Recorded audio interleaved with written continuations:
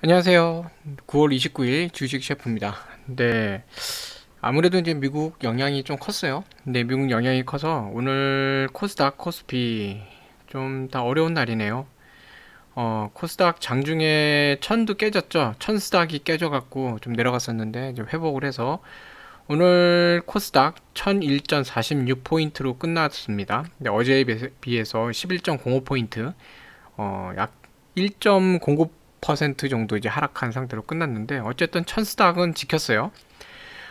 코스닥은 그렇게 됐고 코스피는 어제 오늘 또 한 번 더 조정이 나올 것 같다고 말씀드렸는데 네, 어제도 사실 말씀드렸던 그 이유가 어제 잠깐 설명드렸지만 지금 미국 같은 경우도 정치적 상황이 되게 복잡해요. 공화당하고 민주당, 그리고 민주당 내에서도 진보와 중도, 이 상황 그 안에서 인프라 그 예산안 1조 2천억 달러, 그 다음에 이제 복지 예산안까지 해서 3조 5천억 달러, 이걸 같이 통과시키느냐, 별도로 하느냐, 여기에 대해서 공화당은 일단은 예산을 너무 많이 지금 증액을 한다. 나라에 너무 안 좋다. 부채가 너무 올라가는 거는 좋지 않다.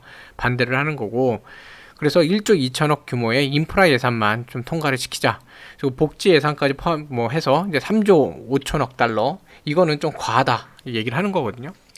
인프라 예산 같은 경우는 한마디로 뭐 다리를 놓거나 땅 그 도로를 뭐 하거나 이런 인프라 예산입니다. 그렇기 때문에 공화당 같은 경우도 자기 지역구 발전을 위해서 필요해요. 그러니까 여기에 대해서는 컨센서스, 즉 협의가 가능한 거죠.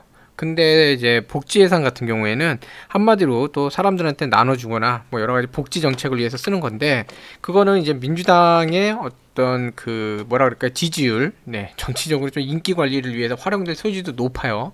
그렇기 때문에 공화당 입장에서는 반대를 하는 거죠. 그래서 1조 2천억 안을 갖고 일단은 진행을 하자, 이걸 협의를 했는데, 이거에 대해서도 이제 중도파하고 진보파, 민주당 내에서도 지금 뭐 협의가 안 되고 있어요. 네. 어, 진보가 이제 한 95명인가요? 그렇게 되는데, 민주당 내에서도 같이 토탈로 이렇게 3조 5천억 해서 토탈로 통과시키지 않으면 안 된다. 그리고 반대하고 있다 보니까 뭐 낸시 펠로시 의장도, 민주당 그, 네, 의장도 지금 뭐, 어, 되게 골치 아픈 상황이에요.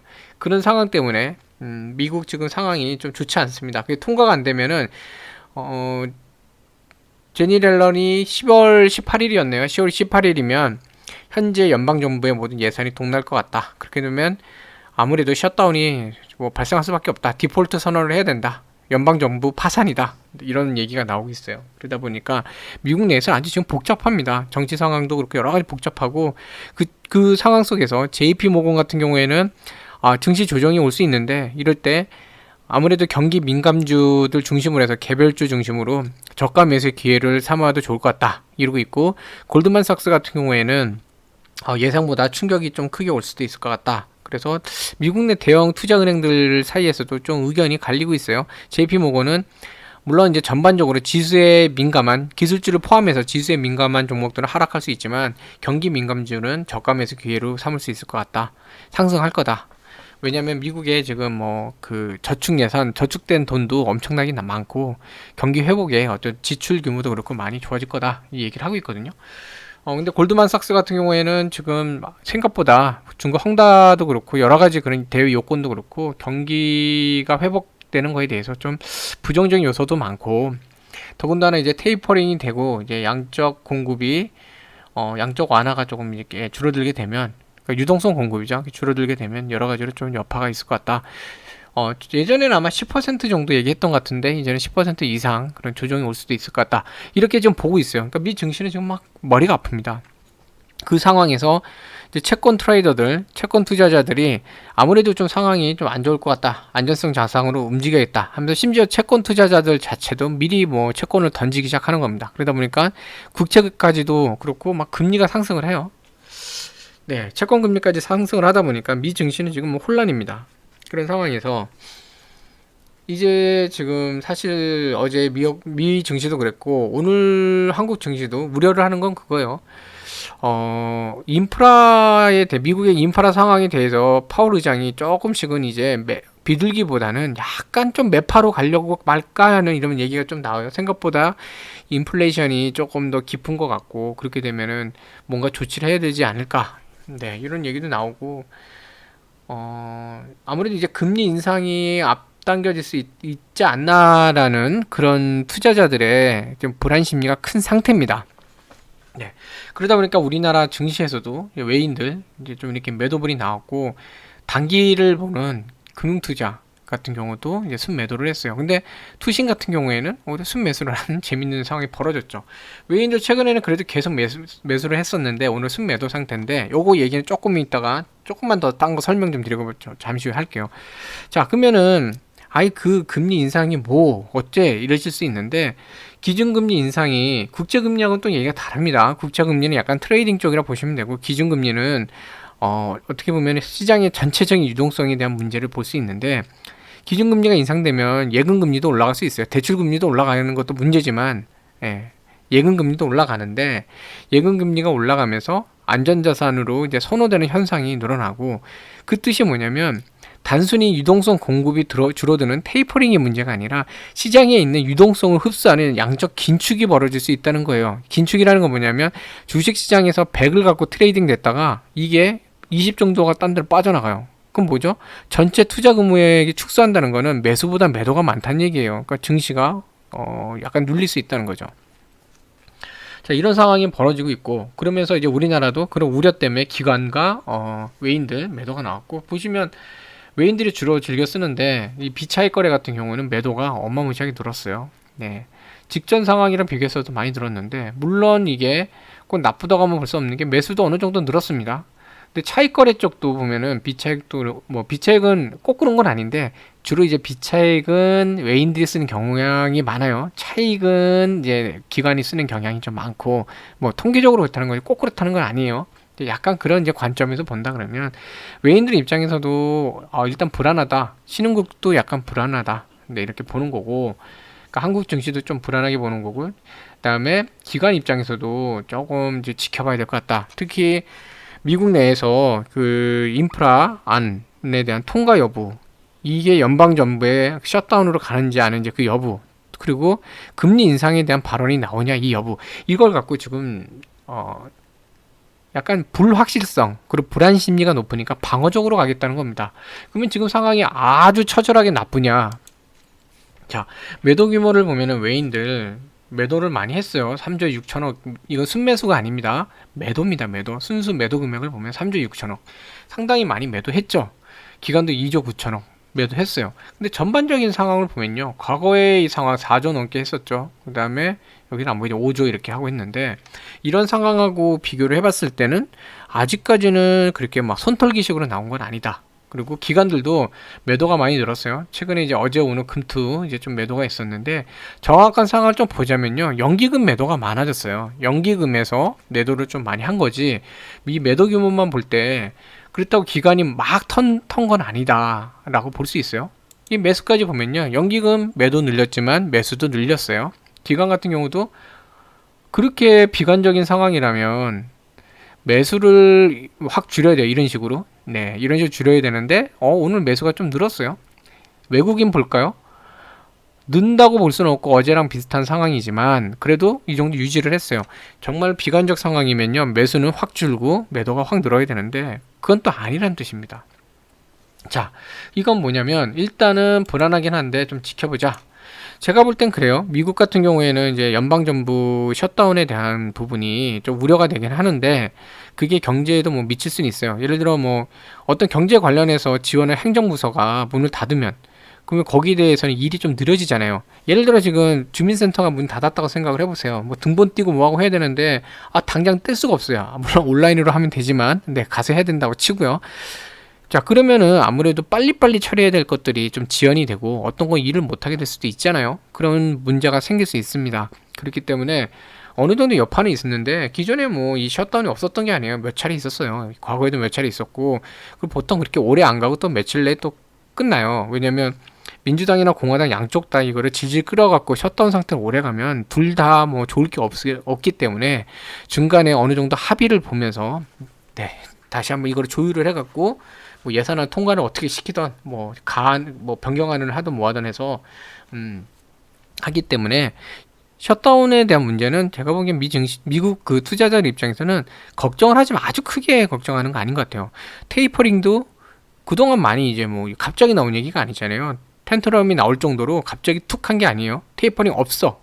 그래서 툭 던지면 이게 텐트럼이라 그래갖고 공포가 오면서 매도물이 막 던져지는 건데 그건 아니에요. 테이퍼링은 이미 얘기가 나왔었고 시장은 예측을 하고 있었단 말이에요. 근데 문제가 뭐냐면 금리 인상이요. 파월 의장이 금리 인상이 내년까지도 뭐 그렇게 크게 가진 않을 것 같다고 얘기하는데 시장이 지금 우려는 뭐냐면 와 이거 올해에도 금리 인상하는 거 아니야? 이게 생기는 겁니다.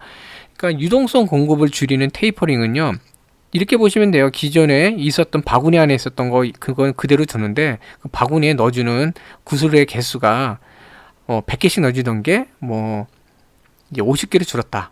다만 이제 바구니에 계속 담아주니까 바구니 안에 있는 그 양은 늘어나요. 근데 금리가 인상되면 긴축이 되면 이제 바구니 안에서 꺼내는 겁니다. 이거는 증시 입장에서는 좋은 분위기는 아니거든요. 그래서 더군다나 지금 뭐 중국도 지금 뭐 문제가 있고 지금 전력난까지 있어갖고 우리나라 포스트코도 공장이 멈췄잖아요. 전기 부족. 중국이 호주하고 한바탕 붙더니 호주가 석탄을 안 줘갖고 전환리가 또 터지고 하고 있고 유럽에서는 또 수소가스나 이런 천연가스 이런 쪽 가격이 치솟아 오르고 있고 영국 같은 경우는 또 석유 공급 부족으로 인해서 군대까지 파견해갖고 지금 통제하고 있잖아요. 에너지 쪽 관련해서 아주 난리법석이에요. 그래서 오늘 증시가 전반적으로 안 좋았는데 화학 쪽이 오늘 그래도 조금 화학 섹터는 올랐거든요. 그 이유가 에너지 쪽에 대해서는 뭐 난리법석이었고 유가 문제도 그렇고 그러다 보니까 이 화학 관련해서는 뭐 상대적으로 이제 뭔가 혜택이 있지 않겠냐 이런 게 있었던 것 같아요. 화학 종목에서는 조금 그래도 오른 것들이 좀 보여요. 종목들이. 네. 뭐 롯데 정유화학도 그렇고 뭐 SKC나 뭐 SK 이노베이션 우선주입니다. OCI 쪽도 코스모신 소재나 뭐 코로 인더스트리 뭐 이런 쪽도 이수화학 뭐 이런 쪽 많이 올랐어요. 네. 자, 많이 가고 그런 모습이 좀 보였어요. 오늘도 화학 종목이 조금 움직이긴 했습니다. 자, 근데 그 외인들하고 좀 기관들의 움직임을 딱 이렇게 보면은 재밌는 현상이 오늘 이제 코스피가 많이 하락은 했지만 그렇다고 해서 완전히 뭐 외인하고 기관이 매도 일변 들어간 건 아니에요. 화학 종목은 보시면 기관하고 외인들이 순매수 상태죠. 특히 보면은 투신하고 연기금 같이 장기로 보는 쪽이 매수를 많이 했어요. 그리고 외인들 같은 경우 소형주를 많이 샀습니다. 소형주. 네. 그리고 기관은 이 보시면 운송 쪽이나 금속 광물이나 저번에 얘기했던 포스코 케미칼이나 포스코 인터내셔널 이런 요즘 좋죠. 그리고 전기가스. 자, 이 관점이 뭐냐면요.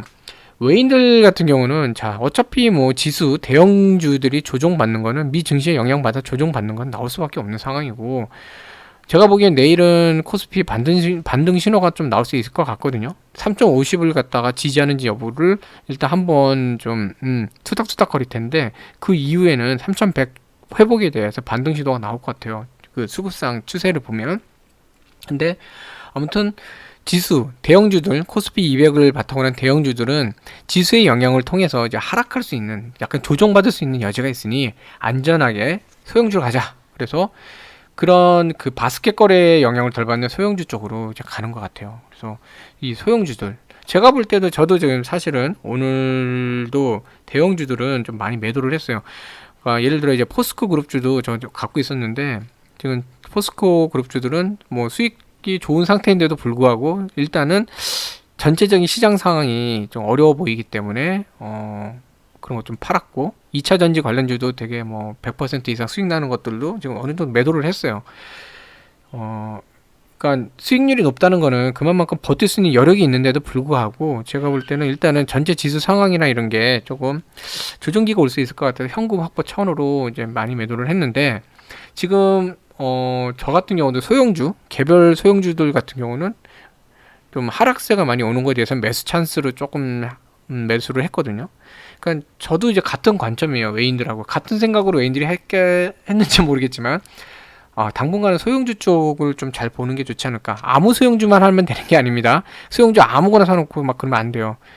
괜찮은 소형주죠. 매출, 그 기업의 실적이나 이익이 계속 잘 발생하고 여러 가지 건으로 호재 좀 이렇게 사업적인 호재가 있는 그런 종목들.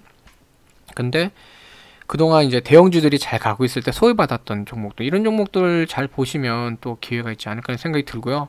외인이나 기관이나 다 통신업에 대해서는 같은 생각이에요. 지금 보면 통신 쪽 아무래도 이제 그 경기 방어주에도 해당이 되죠. 방어주들, 네, 통신, 전기가스 그렇게 되는 것 같고, 이쪽이 다 그런 맥락에서 외인하고 기관이 매수한 것 같고, 기관은 경기 회복에 대해서 어느 정도 베팅을 하면서 운수 장비 쪽, 그리고 이제 이 뭐죠, 비금속 광물 쪽이나 서비스업 쪽, 이런 쪽 투자를 한 것 같습니다.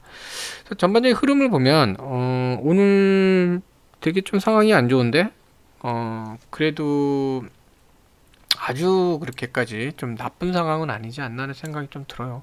코스피 오늘 완전히 갭으로 떨어져 갖고 이렇게 왔는데 뭐 안 좋죠. 3100을 깨는 건 사실은 좋은 모습은 아니에요. 근데 지난번에도 있었던 이 V자 반등을 해준 이 바닥선까지 왔고, 무엇보다도 3050을 지켜내려는 모습이 나왔다는 게 좀 괜찮아 보이고요, 저는. 네.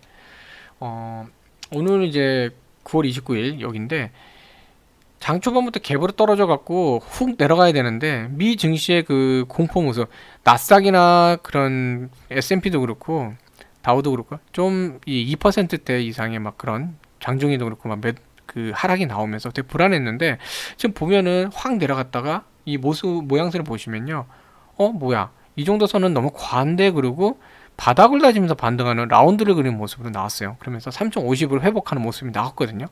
그리고 3060까지도 터칭을 했는데, 그렇다고 내일 바로 툭 치서 올라가느냐, 그건 이제 종가를 보면은 내일 밀어 올릴 만큼의 그런 긍정적 신호를 주지는 않았어요.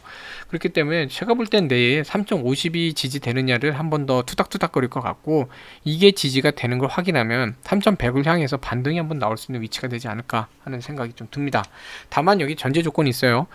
간밤에 이제 미국 증시, 미 증시에서 너무 이렇게 불안한 게 터지지 말아야 돼요. 이래서 뭐 파월 의장이 인프라 정말 이거 안 되겠는데, 금리 인상을 단행할 수도 있어, 이런 얘기가 나오거나, 파월 의장이 아니더라도 연준 위원들 중에 좀 이렇게 금리 인상에 대해서 강력하게 발언한 게 나온다던가, 또는 골드만삭스나 JP모건, 모건스탠리나 이런 대형 투자은행들 이런 쪽에서 경기 전망에 대해서 주가 전망에 대해서 되게 부정적인 요소가 나오거나, 또는 이제 민주당하고 공화당 이런 쪽에 대해서 민주당 공화당 문제보다는 민주당 당 내에서 그 인프라 통과에 대해서 합의점을 전혀 찾지 못하는 것 같다, 불가능할 것 같다, 이런 부정적인 얘기들이 너무 강하게 나오거나, 이런 톤이 나오지 않는 이상 물론 나올 수도 있지만 너무 강하게만 안 나오면 돼요. 그러면 내일 조금 반등 신호가 나올 수 있지 않을까 하는 생각이 좀 들어요. 네. 자, 어쨌든 지금은 그겁니다. 대형주들은 지금은 약간 불안해요. 솔직히 불안 심리가 좀 있는 상태이기 때문에 대형주들보다는 이제 매매하신다면 이제 소형주를 좀 바라보시면 좋을 것 같고, 제일 중요한 거는요, 지금 가장 제가 볼 때는 가장 좋은 가치주, 우량주는요, 현금입니다. 네, 현금 갖고 있어야 어느 정도 조정폭이 왔을 때 저가 매수의 기회를 삼을 수 있어요. 그러니까 내가 주식을 100에 사갖고 120원에 파는 거, 20%면 대단하죠. 네. 그게 정말 대단한 거고 좋지만, 사실은요, 100의 가치 있는 주식을 어떤 대외적인 요건이나 이런 어떤 그런 상황들 때문에 100이라는 그 가치를 가진 게 70원으로 본의 아니게 떨어졌을 때 70원에 사서 다시 100원에 파는 이 전략이요, 훨씬 더 수익을 내긴 좋고, 더 뭐라 그럴까요, 더 안정적인 매매를 할 수 있는 그런 전략이에요. 그런 거 있어요. 좋은 종목들 같은 경우 계단 하락하는 경우도 있죠. 계단 하락을 쭉 내려가는데, 지금 사서 계단 하락 되면요, 반토막 날 수 있잖아요. 근데 기다렸다가 현금 갖고 기다렸다가 내가 샀는데 거기서 한 10% 더 빠졌어요. 그럼 마이너스 10%예요. 반토막이 아니라. 그리고 주식은 결국 반등하겠죠. 마이너스 10%가 조금 기다리다 보면 어느 순간에 플러스 10%가 될 거예요. 20% 바닥에서 상승해서. 근데 만약에 위에서 사서 50% 마이너스다, 20% 상승해도 마이너스 30%죠. 네, 이런 거기 때문에 지금 상태에서는 일단 현금을 확보하시는 게 좀 중요한 시기인 것 같습니다. 자, 그래서 오늘 꿀꿀하실 텐데 어쨌든 기운 내시고요. 네, 더 좋은 결과 나오시면 좋겠습니다. 뭐 상황은 꿀꿀하지만 마음만은 좀 따뜻하고 또 즐거운 상황이 되시면 좋겠고요. 제가 드리고 싶은 말씀은 주식한테 지시면 안 돼요. 주식이나 현금한테 지면 안 돼요. 지시면 안 되고 이기셔야 됩니다. 니까지 것들 결국 내가 니네 이길 거야 라는 마음으로 좀 기운 내시면 좋겠습니다. 네, 시청해주셔서 감사합니다. 저녁 맛있게 좀 드시고요. 기운 내시고 무엇보다 건강한 하루하루 되시면 좋겠습니다. 감사합니다.